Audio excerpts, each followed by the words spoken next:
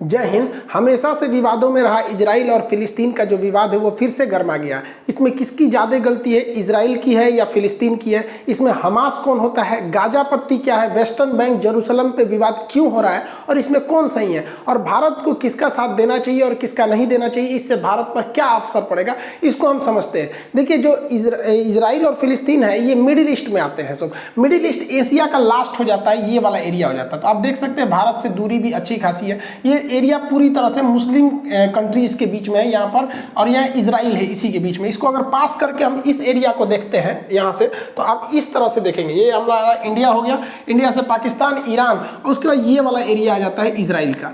Israel इसी में है आपका फिलिस्तीन। हालांकि पहले ये फिलिस्तीन था, उसको उसके ऊपर इजराइल को बसाया गया। तो स्टार्टिंग से वहाँ पर जो कंट्री थी वो फिलिस्तीन थी। हालांकि वहाँ पहले से भी यहूदी लोग रहते थे, बट एक देश का कंसेप्ट उनके पास नहीं था। वो वहाँ रहते थे, बहुत कम संख्या में रहते थे।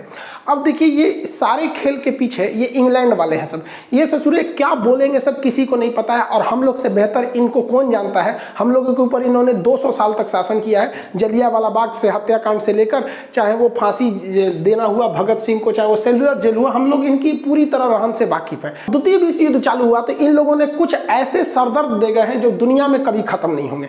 मिडिल ईस्ट में क्या किया इन लोग ने, जहां पहले फिलिस्तीन था, फिलिस्तीन को बांट दिया। कहा कि भैया इजराइल भी रहेगा और फिलिस्तीन भी रहेगा। दो देश यहाँ बना दिया, इजराइल और फिलिस्तीन। कहाँ बैठे बैठे इन लोगों ने, लंदन में बैठ के। कोई चीज़ अच्छी आ रही है, तेरे बारे में बोल रहे हैं, सुनो ध्यान से। ये दो भाग में यहाँ बांट दिया, और हमेशा से ये लड़ाई होती है। और ये लड़ाई किस तरह से, आप अपने पे समझिए। हमारा अखंड भारत देश था, 1900 इनको बांटा 1948 में यहाँ पर, और हम लोग को ठीक 1 साल पहले बांटे थे, सब 1947 में। भारत इंडिया था और ये पाकिस्तान। तो इंडिया पाकिस्तान का विभाजन कर दिया सब, और हम लोग के बगल में एक तो बवासीर छोड़ के चला गया सब 1947 में, और अभी ये बवासीर भगंदर हो गया है। आप खुद समझिए, क्या ये लड़ाई हम लोग के बीच की, जो इंडिया पाकिस्तान का इंटेंशन है, इतना मतलब बॉर्डर डिस्प्यूट रहता है, खास करके कश्मीर इशू को, टेररिस्ट आतंकवाद को लेकर, कभी सॉल्व होने वाला लगता है? नहीं लगता है। ऐसे ही इन लोगों ने यहाँ किया। अब हम लोग को इस कचड़े में पड़ना नहीं है। पहले आप समझिए कि ये लड़ाई जानबूझ के लड़ाई जा रही है, ताकि ये और अमेरिका वाले लोग हथियार बेच सके। वरना भारत पाकिस्तान में इन्हीं लोग का देन है, और अगले साल यहाँ पे देन है। देखिए, आईपी यहाँ पे इजराइल फिलिस्तीन, और आईपी इंडिया पाकिस्तान। ये सब बैठ के कहाँ से हो रहा था, लंदन से। ससुरा आईपीएल खेल दिया सभी से। बहुत होशियार है सब। तो आप पर्दे के पीछे के सीन को समझिए, चल क्या रहा है। जो अभी हो रहा है इसको मत देखिए, उसे देखिए जो नहीं दिख रहा है। अब 1948 में जो देश था ही नहीं, वहां पे आप कहिएगा कि यहाँ विभाजन होगा, यहाँ इजराइल भी रहेगा, तो बवाल होगा। तो इन अंग्रेजों ने क्या किया था, द्वितीय विश्व युद्ध के दौरान ये लोग जहां मार करते थे, वहां पर इन्होंने अपना एक मुखौटा रख दिया था। उसका नाम है यूएनओ। आज भी ये यूएनओ फेमस है किसी भी चीज को बर्बाद करने के लिए। 1948 का हम लोग का कश्मीर इशू अभी तक इस गधे से सॉल्व नहीं हो रहा है। इतना पागल संस्था है कि किसी चीज को ये चौपट कर देगा यूएनओ में। तो जानबूझ के इन्होंने मुसलमानों से कहा कि चलो चलो तुमको हम यूएनओ में ले जाते, वही फैसला करेगा। बचपन में आप कहानी सुने होंगे कि किसी ब्रेड के लिए 2 बिल्ली लड़ रही थी, तो बंदर आया उनको फैसला करने, सारा ब्रेड अपने खा लिया। तो यूएनओ ने कहा कि देखो भैया, जो बेल्फोर डिक्लेरेशन है उसके तहत इजराइल बनेगी, और इसने एक मील आयोग को बना दिया, और इसने कहा कि देखो भैया इजराइल बन जाएगा। और इजराइल की स्थापना कर दिया 14 मई 1998 को। इस दिन इजराइल की स्थापना हो गई। जो फिलिस्तीन पूरा फिलिस्तीनियों का था, जो मतलब वहां मुस्लिम लोग रहते थे, उसको इन्होंने डिवाइड कर दिया 1948 में। और क्या कर दिया, 48% दिया फिलिस्तीन को, 48% फिलिस्तीन को दिया, 44% इजराइल को दिया। यहाँ पर देखिए, जबकि इजराइल का यहाँ पे उस समय तक नहीं था यहाँ पे। उसके बाद क्या किया, जेरूसलम जो राजधानी थी उसको कहा कि देखो, ना ये फिलिस्तीन की राजधानी रहेगी, ना ये इजराइल की राजधानी रहेगी, ये यूएनओ के कंट्रोल में रहेगा। 8% का एरिया यूएनओ के कंट्रोल में। जैसे ये बात हुआ, अरब देशों ने कहा कि हम ये होने नहीं देंगे। फिलिस्तीन ने कहा कि ऐसा कभी नहीं हो सकता है, मार होगा। ससुरा स्टार्टिंग स्थापना हुआ, युद्ध चालू हो गया। वो तो भारत भी झेल चुका है। 1947 में आजाद हुए, मार हो गया। पहली लड़ाई 1947-48 की थी हम लोग की, वही इसके साथ हुआ। इजराइल ने इन लोग को पकड़ के धो दिया। 6 देश आए थे लोग मारने, सबको पकड़ के धो दिया। रीजन क्या है कि ये लोग जो अरब देश के मुस्लिम कंट्री थे, ये जंग लड़ रहे थे, जंग को जीतने के लिए, जबकि इजराइल के यहूदी लोग जंग लड़ रहे थे अपना अस्तित्व बचाने के लिए। उन्हें पता था कि अगर ये युद्ध हारेंगे तो हम ये युद्ध नहीं हारेंगे, ये पृथ्वी हार जाएंगे, फिर हमें कोई पूछने वाला नहीं है, इसलिए वो युद्ध को जीत गए। अब यहाँ पर यूएनओ को क्या मतलब बना कि जेरूशलम पर अपना कब्जा रखने का? तो इसके लिए कारण है जेरूशलम 3 धर्मों का पवित्र स्थल है। जैसे ये देखिए, ये जो इजराइल है अभी नक्शा, तो इसमें जो ग्रीन वाला एरिया दिख रहा है ये दिया गया था फिलिस्तीन को, जो व्हाइट वाला एरिया दिख रहा है वो इजराइल के पास, और जो रेड दिख रहा है वो जेरूशलम है। जेरूशलम को जूम करके देखेंगे तो इस तरह का नक्शा आता है। यहाँ 3 पवित्र धर्म रहते हैं। ईसाइयों का मान्यता है कि उनके जो ईसा मसीह का जन्म बैतलहम में हुआ था वो बैतलहम जगह जेरूशलम में है। यहूदी जो अभी वर्तमान में इजराइल में रहते हैं उनका कहना है कि उनके सारे लोग यहीं से सुने, उनका मूल स्थान यही है। और मुसलमानों की तीसरी सबसे पवित्र स्थल अल-अक्सा मस्जिद यही है। यानी ये 3 धर्मों का पवित्र स्थल है जेरूशलम, इसे होली लैंड कहते हैं। बात समझिए, यहाँ जो लड़ाई है वो मेन लड़ाई है हमारी जमीन की तुम्हारी जमीन। तो पहले तो यहाँ 100% फिलिस्तीन था। ये जो ग्रीन वाला एरिया देख रहे हैं 48 से पहले, 1948 से पहले ये 100% फिलिस्तीन था। बाद में आप देखेंगे 1948 में यूएनओ ने इसका पार्टीशन किया, तो अब देखिए ये ग्रीन वाला फिलिस्तीन ऐसा रह गया। और जानबूझ के यूएनओ ने एक ऐसा ड्रामा रचा कि आगे जाके लड़ाई होगी। देखिए आधा फिलिस्तीन यहाँ दिया है, थोड़ा सा यहाँ दे दिया है, बीच में पतला रास्ता दिया है, थोड़ा सा यहाँ दिया है, बीच में पतला रास्ता दिया। इन लोग का पहले से प्लान था। ऐसे ही इन लोगों ने पाकिस्तान को बांटा था, एक और इधर पाकिस्तान, एक और इधर पाकिस्तान, जिसको आगे चल के हम लोगों ने बांग्लादेश में तोड़ दिया। यही काम किया इजराइल ने। जानबूझ के इजराइल को कहा गया था कि भैया तुम आगे जाके तोड़ोगे तो ये छितरा जाएगा, उधर वो छितरा जाएगा। फिर अगले साल इजराइल ने ऊपर वाला घोट लिया। देखिए इजराइल खत्म, अब फिलिस्तीन यहाँ बच गया, यहाँ बच गया। उसके बाद धीरे धीरे देखिए इसमें भी धीरे धीरे कब्जा करना इजराइल चालू कर दिया। तो इजराइल ले देके 12% फिलिस्तीन बचा है। तो जो फिलिस्तीन पहले 100% था अभी वो 12% है, और पूरा इजराइल उस पर कब्जा कर रहा है। तो फिलिस्तीनियों का एक तो मेंटली भाई किसी का भी मोरल गिरेगा कि नहीं कि हमारा देश तुम हम ही को पीट रहा है। और इजराइल ने अलग अलग नियम बना रखा है। फिलिस्तीन के लोग हथियार नहीं रख सकते, एयरफोर्स नहीं रख सकते, आर्मी नहीं रख सकते, ये लोग मतलब नेवी नहीं रख सकते, और ये सब कुछ रखता है इजराइल। और जो हमला हो रहा है वो बेसिकली हमला इस गाजा पट्टी से हो रहा है, अभी आगे समझाएंगे। वो भी हमला हो रहा है और वो हमास कर रही है, आर्मी नहीं कर रही है। हमास वहां के हिसाब से एक आतंकवादी संगठन है, इजराइल के हिसाब से वो हमला कर रही है, न कि फिलिस्तीन की आर्मी। फिलिस्तीन वालों के पास पत्थर रहता है मारने के लिए, और हमास जो है आतंकवादी संगठन वो रॉकेट मारता है। ओवरऑल आप कंसेप्ट समझिए, इजराइल जानता है कि ये लोग कमजोर देश है, इन्हें उत्तेजना दिलाओ और जैसे ये लड़ने के लिए आएंगे मारो, भयानक जमीन कब्जा लो। और ये लोग जरूर, ये लोग समझेंगे नहीं, ये लोग ताव में आ जाएंगे तुरंत। इतना बड़ा था फिलिस्तीन। देखिए फिलिस्तीन समेटते गया, वो काला वाला एरिया जो है वो यहूदी का है, मतलब वो इजराइल है। धीरे धीरे देखिए ये निपट गए, इतनी सा बचे हैं, लग रहा है बस प्रसादी के हिसाब से बचे हैं। देखिए इतना पहले पूरा था, इतना हो गया। अब इजराइल का मेन कॉन्सेप्ट समझिए क्या है। इजराइल कहता है कि भाई फिलिस्तीन वालों को हम तोरा उकसाएंगे, कोचेंगे, और तू कोचा जाएगा, तू आएगा पत्थर मार दे, हम फोड़ देंगे, तुमको तबाही करेंगे। हमास खूब से खूब करेगा तो गली मोहल्ले पे हमला कर देगा, कार और जला देगा, यही रॉकेट में करेगा। और उसके बाद से उसके पास एयरफोर्स है, वो आएगी, मारेगी और जमीन कब्जा करेगी। जब जब लड़ाई हुआ है तब तक हार फिलिस्तीनियों की हुई है और उत्तेजना होगी यहाँ पर। अब इसका मेन कारण कहाँ से हुआ इसको समझते हैं हम लोग। देखिए मुसलमानों में ना 3 पवित्र स्थल है, जिसको आप 2 ठो को जानते हैं। जैसे कॉमन लोग यही मतलब फेमस है, एक मक्का और एक मदीना। ये 2 दिखता है, हालांकि ये इतना छोटा नहीं है तो बहुत बड़ा। जैसे ये मक्का है, मक्का को देखेंगे तो बहुत बड़ा है ये। यहाँ पे यही जो छोटा सा आपको दिखाया जाता है ये मक्का, जबकि ये इतना बड़ा है, बहुत बड़ा एरिया में आ जाता है मक्का। यहाँ पर यहीं पे हज करने जाते हैं मुस्लिम लोग, यहाँ पे हज करने। ये पूरा मक्का है, बहुत मतलब जिस तरह से। और ये मदीना है, मदीना। इस मदीना में आपको बस एक ग्रीन वाला ये टॉम दिखाया जाता है, ऊपर वाला ये ग्रीन यहाँ पे। तो ये मक्का और मदीना तो फेमस ही है। इस मक्का और मदीना के अलावे अल-अक्सा मस्जिद भी बहुत पवित्र है। ये मुसलमानों की तीसरी सबसे पवित्र स्थल है। तो मक्का तो यहाँ हो गया, यहाँ पे, मदीना यहाँ हो गया। तो मक्का और मदीना जो है वो सऊदी अरब में हो गया, लेकिन अल-अक्सा मस्जिद जो है वो जेरूशलम में है। अब विवाद समझिए, जेरूशलम ना फिलिस्तीन का है और जेरूशलम ना ही इजराइल का है। और जेरूशलम पर अधिकार यूएनओ का है, लेकिन यूएन कठपुतली बना रहता है और इजराइल उस पर कब्जा करते हुए आगे बढ़ते रहता है। इसी यहीं पे से विवाद स्टार्ट हुआ है। लेकिन ऐसा थोड़ी होगा कि डायरेक्ट विवाद स्टार्ट हो जाएगा। कोई मंदिर में पूजा करने जाए या मस्जिद में जाए, गिरजाघर में जाए और कहे कि चलो आज बवाल करते हैं, कुछ ना कुछ पहले से मैटर होगा, वहाँ लोग इकट्ठा हुए होंगे और अचानक चालू होंगे। हुआ यहीं से है, लेकिन मैटर इसके पीछे शाहजरा का है। देखिए जो इजराइल, जो जेरूशलम जो यूएनओ के अंडर में आता है ना, उसके पास एक जगह है जिसका नाम है शाहजरा। सुप्रीम कोर्ट इजराइल की शाहजरा ने कहा कि यहाँ पे जो फिलिस्तीनी रहते हैं इनको खाली करवा दीजिए, क्योंकि यह जो जगह है वो यहूदियों का है। अब इसकी हिस्ट्री देखिए, शाहजरा को आज से लगभग 150 साल पहले यहूदियों को जब इंग्लैंड ने कहा कि हम आपको यहाँ बसाएंगे, तो वो लोग ज़मीन खरीदना चालू किए थे। वो लोग ज़मीन खरीदना चालू किए और बहुत महंगे दाम पर उन लोगों ने ज़मीन को खरीदा था इन अरब वालों से। आज जो ये अरब वाले चिल्ला रहे हैं ना, ये बहुत ज़्यादा पैसे लेकर फिलिस्तीनियों से, उनसे यहूदियों से ज़मीन बेचा था। और वो ज़मीन बेचते ये लोग खरीदे थे इस ज़मीन को, इनके पास प्रॉपर पेपर है और इन लोगों ने ही बेचा था।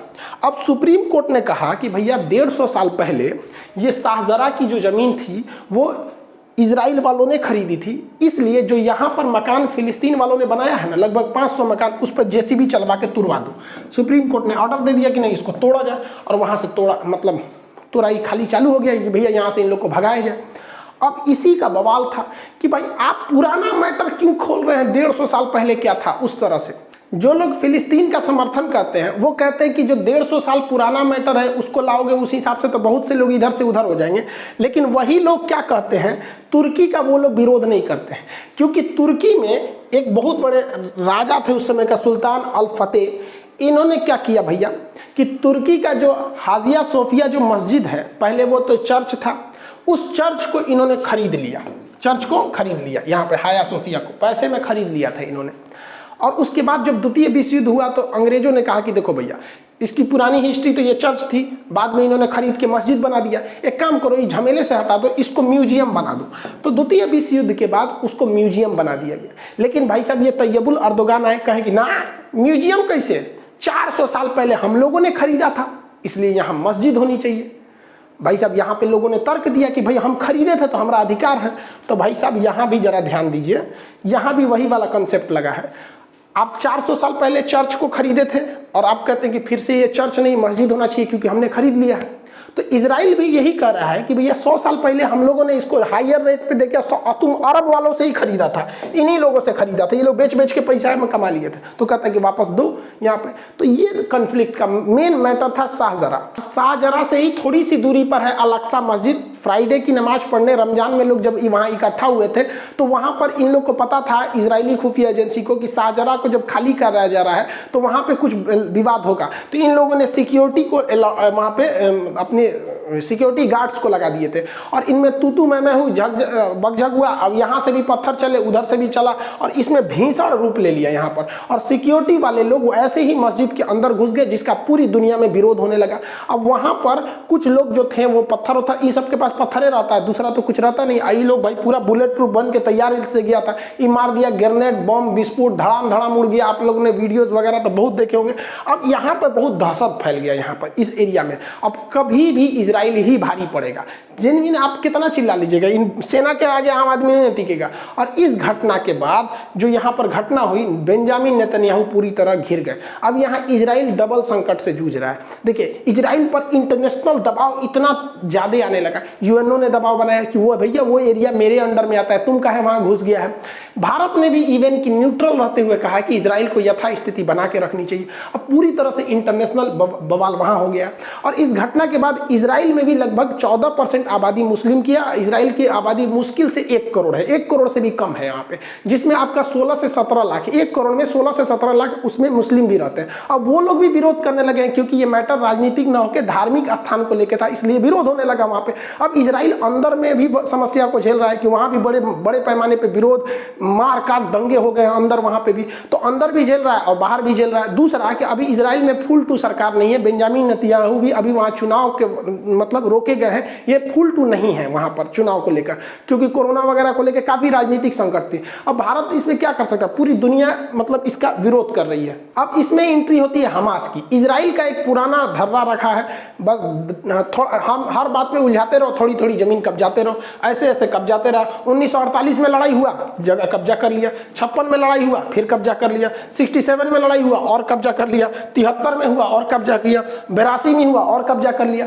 अभी तक इन लोग को समझ में नहीं आ रहा है कि नहीं हट पाएंगे उनसे, आराम से जब नहीं हट पाओ किसी से तो नरम दल का रास्ता अपना दो, लेकिन ना अभी भी लोग मारे करेंगे लोग। अभी जो वर्तमान सिचुएशन है, फिलिस्तीन के लोग कहते हैं कि सुनो ना, हमको जो 48 वाला बतिया था ना, ये वाला 44% जो था वही हमको दिला दो, 48% दिला दो, नहीं चाहिए हमको, वापस दिला दो। इजराइल कहता है हाँ हाँ वापस दिला दो, है सब तो मार काट का है किया था, माने तुम मारने आया था इसलिए कि हमको पूरी तरह से उजाड़ दो, पूरा देश का देश आया था, और जब हार गए तो यहाँ बोलते हो कि वापस यूएनओ वाला ही दिला दो। अब ये पॉसिबल नहीं है। अब यहाँ दो पार्ट बन गया, जो फिलिस्तीन है उसके दो राज्य हो गए हैं, फिलिस्तीन देश के दो राज्य। एक ये जो इधर थोड़ा सा बचा हुआ है इसे कहते हैं वेस्टर्न बैंक, और जो इधर बचा हुआ है इसे गाजा पट्टी या गाजा स्ट्रिप कहते हैं। इन्हीं दोनों को मिला के फिलिस्तीन बना है। अब इजराइल इनको प्लानिंग में है कि यहाँ से भी निपटा के फाइल निपटा दिया जाए। अब इसमें समझिए कि जो वेस्टर्न बैंक है ये अरब समर्थित है, यहाँ पर अरब ये वगैरह वगैरह देशों का यहाँ समर्थन है। ये लोग नरम दल वाले हैं, शांति से प्रोटेस्ट करते हैं और कहते हैं कि भैया हमारा अधिकार रहना चाहिए, क्योंकि हमारे पूर्वज यही हैं, एक तरह से तो देश हमारा ही था। यहाँ आप शांति देखेंगे, यहाँ मारधार नहीं होता है, यहाँ पे अगर प्रोटेस्ट भी होगा तो डेमोक्रेटिक तरीके से नॉर्मल होगा। लेकिन गाजा से मिसाइल चलने लगती है, इवन जो शाहजरा वाला एरिया है वो यहाँ है, जेरूसलम वाला एरिया यहाँ है, लेकिन जो रॉकेट दागे जा रहे हैं वो गाजा से दागे जा रहे हैं, यहाँ से दागे जा रहे हैं। अब ये गाजा में ऐसा क्या है, तो गाजा में ईरान का समर्थन है और इसमें अरब का समर्थन है। गाजा में एक हमास नामक संगठन है, ये हमास ये कहता है कि इजराइल जो है वो हमेशा जुल्म करता है, बम मारता है। तो इसका मतलब ये नहीं कि तुम कब्जा करते जाओगे हम चुपचाप रहेंगे, हम भी मारेंगे तुमको। अब ये लोग क्या करते हैं, रॉकेट से हमला करते हैं। इनके पास बहुत तगड़ा रॉकेट नहीं होता है, 3 लाख का आता है एक कासम रॉकेट, ये बहुत हैवी पावर का नहीं होता, देखने में नहीं लग रहा है ये क्या करेगा, ये तो खेत में लगा के मार देते हैं। लेकिन हाँ, ये एक पब्लिक के लिए बहुत खतरा है, किसी देश के लिए नहीं, बट पब्लिक वाले एरिया में गिर जाएगा तो तबाही मचा देता है। ये कासम रॉकेट जो है ये लगातार मारते हैं सब, और ये एक दो को नहीं मारता है, एक के बार मारेगा सो 200 400 500, अब तक के लोग सोचा 1500 मार चुका है लोग रॉकेट एक हफ्ता में धड़ाधड़। इसको ट्रांसपोर्ट करने में कुछ जाता नहीं, लगाओ पलिता मार दो यहाँ से। इनमें कोई टारगेट फिक्स नहीं रहता है, गिरे जहाँ गिरे मन गिरो वहाँ पर। अब इनका इन लोगों ने बड़ा रेंज भी बना लिया है कासम रॉकेट का।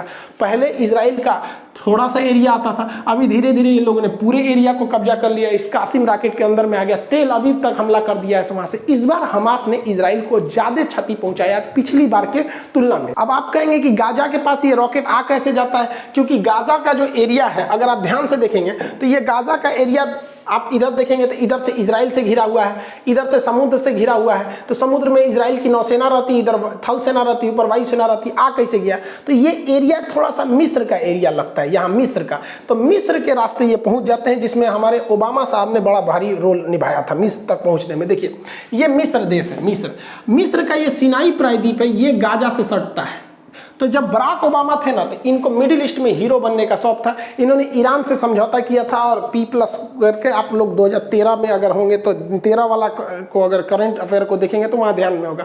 तो इनका संबंध इन दोनों से बहुत अच्छा था, क्योंकि इन्हीं के समय यहाँ पे ओसामा बिन लादेन मारा गया था, और इन लोगों ने अमेरिका को पाकिस्तान को क्लीन चिट दे दिया था, कि पाकिस्तान को तो पता ही नहीं था क्लीन चिट है, उसको नहीं पता था यहाँ पर। अब भाई साहब ईरान को जब परमिट मिला तो ये ईरान यहाँ से इसी कासिम रॉकेट को ये सिनाई प्रायद्वीप के माध्यम से यहाँ ठुसवा दिया, सुरंग बना पहुंचा दिया हजारों की संख्या में, इवन की वहाँ फैक्ट्री लगवा दिया, और यही रॉकेट आज इजराइल में तबाही मचाते हैं। इसलिए हमको आपको इस मचमच में पड़ने की जरूरत नहीं भाई साहब, ये लोग खुदे पहुंचे हुए फकीर है। ये लोग हमेशा चाहते हैं लड़ाई हो, क्योंकि लड़ाई ना होगा तो इनका हथियार नहीं दिखेगा, क्योंकि अगर अंधेरा ना हो तो टॉर्च का बिजनेस ही खत्म हो जाएगा। हालांकि इजराइल की एक मिसाइल डिफेंस सिस्टम है जिसका नाम है आयरन डोम, ये छोटे दूर में किसी भी मिसाइल को मार के गिरा देती है।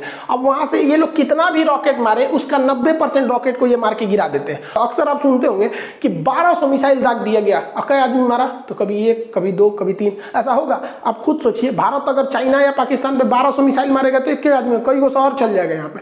तो पहला कि इनका रॉकेट छोटा होता है, हमास वालों का ये लोग डिफेंस कर लेते हैं। कभी कभी क्या होता है, हमास भी इस चीज को पकड़ लिया है, वो जानता है कि इसका रडार जो है ये कितने रॉकेट को पकड़ गया, आप कितना मारेंगे, क्षमता भरना। तो ये लोग एक ही साथ 200 250 300 400 पूरा दाग देता है। अब उसमें कंफ्यूज हो जाता है, मारते मारते 2-4 शहर पे गिर ही जाता है यहाँ पर। तो इन लोग को थोड़ा इकोनॉमिकल लॉस होता है, लेकिन इन लोग के पास ये करोड़पति है भैया, इनके लिए 30 लाख उतना मायने नहीं रखता है जितना उन लोग के लिए 3 लाख मायने रखता है, क्योंकि उनको रमजान में रोजा खोलने के लिए भी जो खाना दिया जा रहा है ना, वो यूएई और यूएन के थ्रू आ रहा है वहां पे पैसा, तो खाए को नहीं है उन लोग के लिए 3 लाख बहुत हो जाता है। जनरली लोगों को लगता है कि ये दुश्मन की मिसाइल है और इस तरह मिसाइल आके मारती होगी, ये तरीका गलत है। मिसाइल ऐसे नहीं इंटरसेप्ट करती है, बल्कि उसके बगल से गुजर के और उसके बाद खुद को, जैसे ये बगल से गुजरेगा ये खुद को फाड़ लेता है। यहाँ पर इसको नेक्स्ट क्लास में बता देंगे कि आयरन डोम काम कैसे करता है। ओवरऑल जब भी लड़ाई हुआ है तो हमास जो है वो उधर से वो फायरिंग करता है और इजराइल फायर इधर से करता है। अब चूंकि फिलिस्तीन के पास अपनी आर्मी नहीं है, उनके पास ना नेवी है, ना एयरफोर्स है, ना कुछ है, तो वो लोग कुछ नहीं कर सकते। या तो हमास नामक आतंकवादी संगठन के थ्रू ये लोग मारेंगे, आम जनता के पास केवल पत्थर है, लाठी है, इसके सिवा वहां पर कुछ नहीं है। और इजराइल के पास बहुत हैवी पावर है यहाँ पर। अब देखिए यहाँ पर ये हमास के रॉकेट आके यहाँ गिरे हैं, जिससे इजराइल को काफी क्षति पहुंचा और इजराइल में लगभग 7 लोगों की मौत हो गई है। इसमें एक भारतीय नर्स भी थी। भैया इनकी क्या गलती थी जो मार दिया? कम से कम आके एक बार माफी तो मांग लेते हमास वाले, फिलिस्तीन वालों, कम से कम कि भैया हम इसके लिए मतलब हमें गलती हो गई। गजब बात करते। और इजराइल ने मारा तो 67 लोग मर गए हैं यहाँ पर। अब ये लोग फिलिस्तीन वाले हल्ला कर रहे हैं, फिलिस्तीन के समर्थन वाले कह रहे हैं कि वहाँ बच्चे भी मरे हैं। तो भाई बच्चे, महिलाएं जब मरती हैं तो पूरी दुनिया, मतलब सब लोग कहते हैं कि ये गलत है। लेकिन समझिए यहाँ मेन, इजराइल बार बार उकसाएगा, आपके पास ताकत नहीं है, आप नहीं लड़ पाएंगे। ये रॉकेट से, पत्थर से, लाठी से इजराइल को नहीं हराया जा सकता। अब इजराइल के साथ गलत क्या हो जाता है, इस इजराइल के जितने हथियार हैं बहुत पावरफुल है, तगड़े हैं, एयरफोर्स से।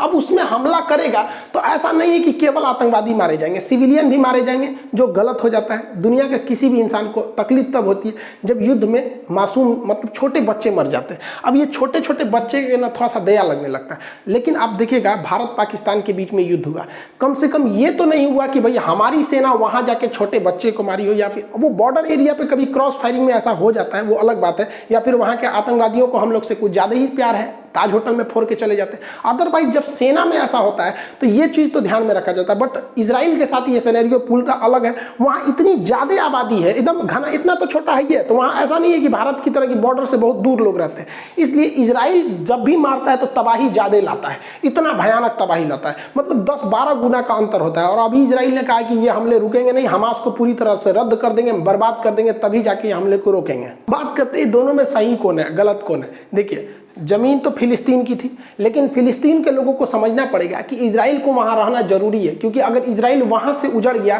तो इजराइल का दुनिया में फिर कोई नहीं बचेगा। इसलिए इनकी लड़ाई अस्तित्व की है और इनकी लड़ाई अपने की है। तो दोनों को कॉम्प्रोमाइज करके चलना चाहिए कि भाई जितना में हो उतना में सलट लो। यहाँ पर दोनों के लिए कहते हैं। अब इजराइल का कोई कुछ नहीं बिगाड़ सकता है। अब इंटरनेशनल प्रेशर है, जिसे मुस्लिम कंट्री कहते हैं कि इंटरनेशनल प्रेशर है, वो इजराइल के लिए वार्म अप का काम करता है और बढ़िया से धोता है। कोई बाइकआउट करके, यूएनओ करके इजराइल का कुछ नहीं बिगाड़ सकते, क्योंकि इजराइल सेल्फ डिपेंडेंट है हर मामले में। और लोग कहते हैं कि इजराइल को सबक सिखा, अरे भैया वो कोरोना भी फ्री हो गया, इजराइल अब तो और धो देगा यहाँ पर।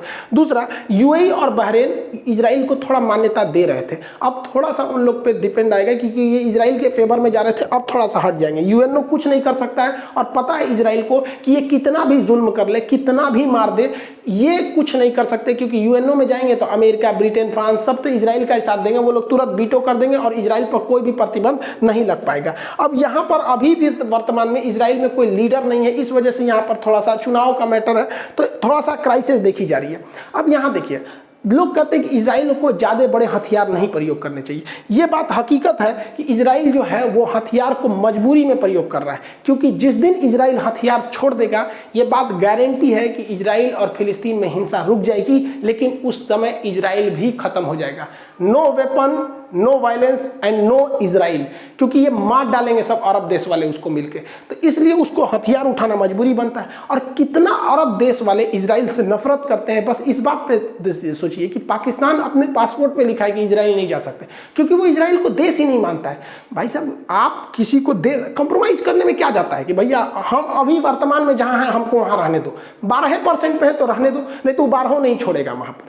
तो इजराइल का कोई कुछ नहीं बिगाड़ सकता है यहाँ पर। अब रही बात फिलिस्तीन की, तो इनके पास हथियार के नाम पे क्या है? पत्थर है, लाठी है, इसके सिवा तो इनके पास ऑफिशियली कुछ नहीं है। जो है वो हमास नामक आतंकवादी संगठन को है, जो खुल के कोई हथियार भी नहीं खरीद सकता है, छुपके से ओबामा साहब की मदद से वो इजराइल तक पहुंचाया जा रहा है। तो भैया जो अमेरिका कहता है कि इजराइल के साथ है, वही ससुरा रास्ता दे रहा है हमास को हथियार ले जाने का, तो हम लोग काहे लिए मच मच में पड़ने वाले हैं। दूसरा, इजराइल हमेशा उत्तेजित करता है। यासर अराफात थे, इनको तो फिर पोलोनियम देके मरवाइए दिया वहाँ पे फिलिस्तीन। ये हमेशा उत्तेजित करेगा और ये उत्तेजना में मारे जाएंगे और अब तक मारे जा रहे हैं, इनका कोई वो नहीं है। ये बात हकीकत है कि वर्तमान में जो इजराइल है वो फिलिस्तीनियों पे जुल्म कर रहा है, जो बात है, क्योंकि मार भाई हथियार उसके पास है। लेकिन दुनिया में अगर सबसे ज़्यादा कहीं जुल्म हुआ है तो वो यहूदियों पर हुआ है। सेकेंड वर्ल्ड वार में उन्हें कमरा में बंद करके लॉक करके अंदर जहरीली गैस डाल दी जाती, जानवर से बुरा वक्त सलूक हुआ था।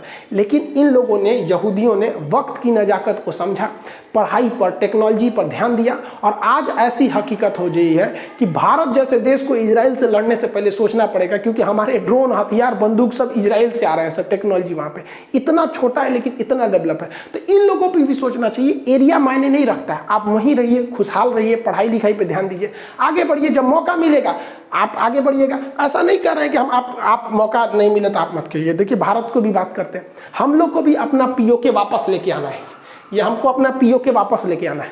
और चाइना ने जो 1962 में अक्साई चीन कब्जा किया वो भी हम वापस लेके आएंगे। लेकिन हम हिंदुस्तान वाले तो नेहरू से लेके हमारे मोदी जी तक में सब ने संयम बरता है और हमें पता है कि जब वक्त आएगा हम बिना कहे थूर के लेके आएंगे। फिलिस्तीन वालों की तरह हम बेवकूफ़ी नहीं करेंगे कि हर 26 जनवरी 15 अगस्त के दिन जाके हमला कर दे। वो और मजबूत होते जा रहा है इजराइल। हम लोग शांति से बैठे हैं, 2040 तक का इंतजार किया जाए। अभी पाकिस्तान से तो हम लोग निपट सकते हैं, तो 2040 तक की स्थिति आएगी तो हम लोग इकोनॉमिक रूप से सुदृढ़ हो जाएंगे। हम अपना पीओके और अक्साई चीन लेके आएंगे।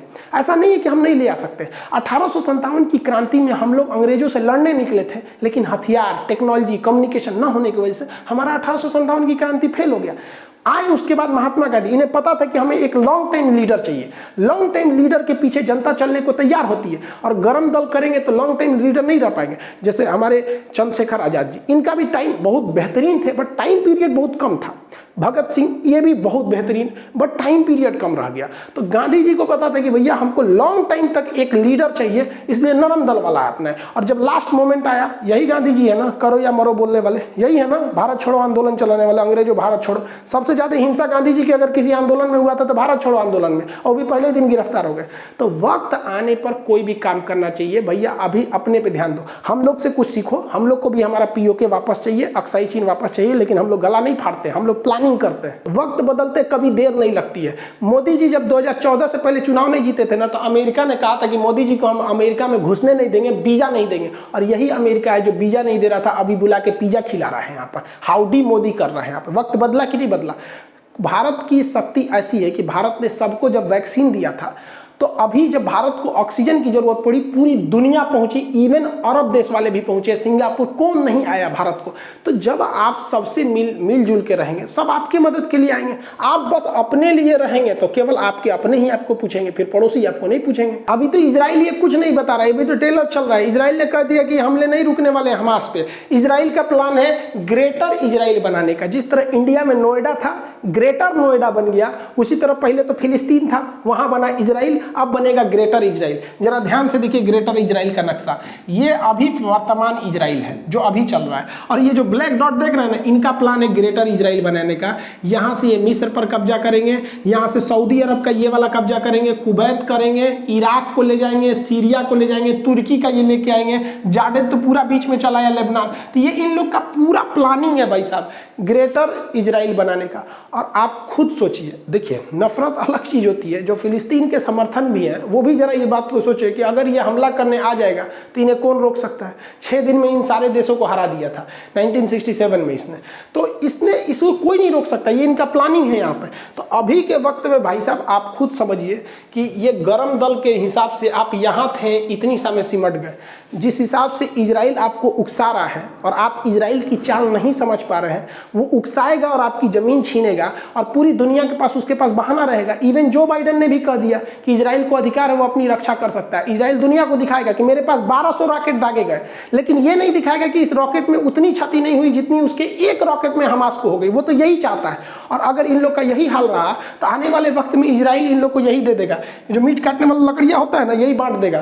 तुम लोग का देश खत्म हो गया, तुम लोग ये ले लो, इसी पे बैठना, इसी पे बैठ के जिंदगी बिताना पड़ेगा। अभी भी वक्त है इन लोग को कॉम्प्रोमाइज कर ले, वरना वहां से यहाँ आ गए, अब ये इस पे बैठ के जिंदगी बिताना पड़ेगा। इजराइल इसको कटवा के रेडी रख रहा है यहाँ। और फिलिस्तीन के लोगों को लगता है कि ये अरब देश बचाएंगे। अरे ये क्या बचाएंगे? इन लोग को कुछ नहीं बचा सकते हैं। इन लोग का खुद का हालत खराब हुआ रहता है, तेल खत्म, खेल खत्म। इन लोग के पास आता क्या है? इनको ये अरब वाले और पाकिस्तान, तुर्की, ये क्या बचाएंगे? समझिए ध्यान से। चाइना का इधर का एरिया जो है ये कहलाता है उगर मुसलमानों का ये एरिया है। यहाँ पे उगर मुसलमान रहते हैं, सिंजियांग प्रांत है। यहाँ पर चाइना कहता है कि मुसलमान को कुरान उतना ही पढ़ना है जितना हम बताएंगे।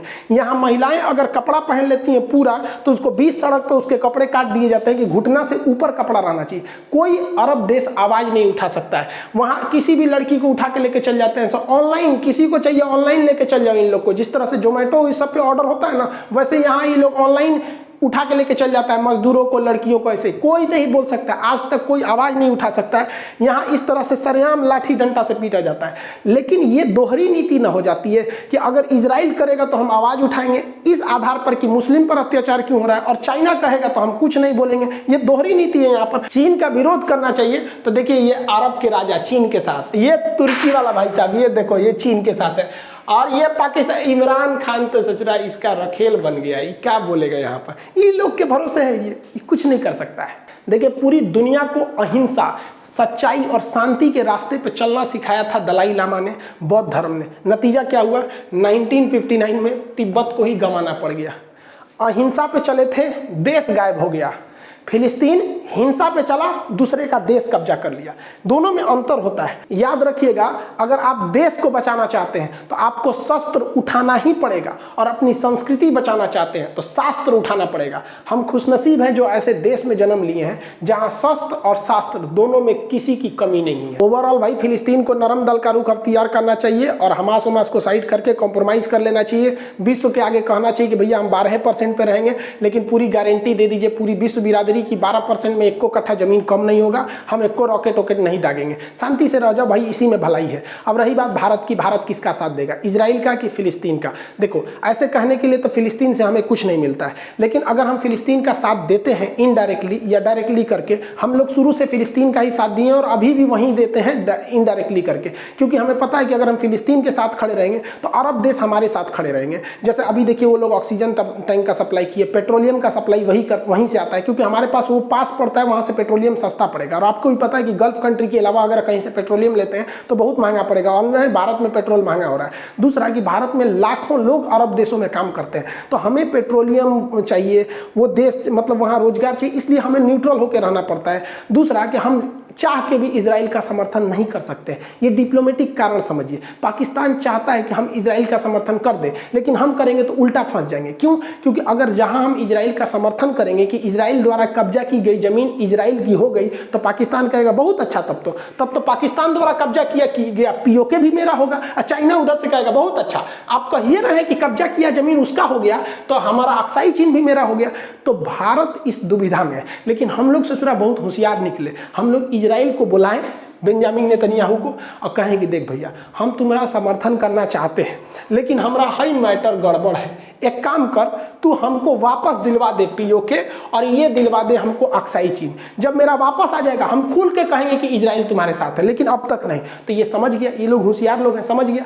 तो भारत को हथियार देते हैं। इवन करगिल की लड़ाई में सेंसर बम इजराइल ने ही दिया था। तो आप समझ गए कि अभी हम चाह के भी इजराइल को समर्थन नहीं देंगे, वरना अगर समर्थन दिए तो यूएनओ में हमारा कश्मीर का मैटर अटका, हम अपने पैर पे कुल्हाड़ी मार लेंगे। तो उत्तेजना में आके नहीं करना है। हम लोग से क्या मतलब है? हम लोग के मैटर में कोई आता है? गलवान घाटी में कौन आया था हम लोग को बचाने के लिए? या लड़ाई जब हुई थी तो हम लोगों ने खुद झेला था। ये लोग भी खुद समझेंगे अपना, खुद नहीं समझेंगे तो फिर बर्बाद होंगे। आई होप जो इंग्लैंड ने आग लगाया था यहाँ इजराइल फिलिस्तीन में, और जो भारत पाकिस्तान में, न ये आग बुझने वाली है न ये आग बुझने वाली है। ई भाई साहब को कश्मीर चाहिए, आई भाई साहब को पूरा इजराइल खत्म करके फिलिस्तीन चाहिए। ये सॉल्व होने वाला नहीं है। आई होप आप इसे समझे होंगे। मिलेंगे नेक्स्ट क्लास में। जय हिंद।